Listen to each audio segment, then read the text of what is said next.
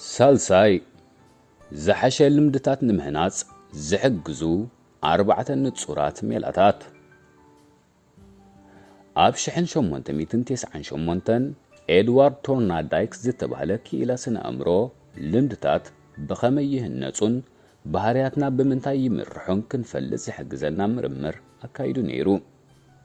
ቶርንዳይክ ንባህርያት እንስሳታት ከጽንዕ ብምውሳን ብደማሙ ጀመረ።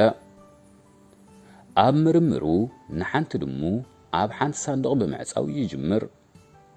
እታ ድሙ ካብታ ሳንዱቕ በቐሊል ተግባር ብምፍጻም ማለት ገመድ ብምስሓብ ገለ ለዓት ብምስቃጥ ወይ ኣብ ሓደ በሪኽ ነገር ብምድያብ ክትወጽእ ትፍትን።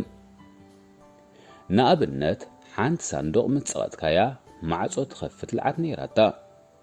እታ ማዕጾ ምስ ተኸፍተ ድማ እታ ድሙ እናጎየት ትወጽእ እሞ ናብ መግቢ ዝሓዘ ሒላ ትጎይ። ዝበዝሓ ደማሙ ኣብታ ሳንዱቕ ካብ ዝተቐመጣላ ግዜ ጀሚረን ካሃድማየን ዝደልያ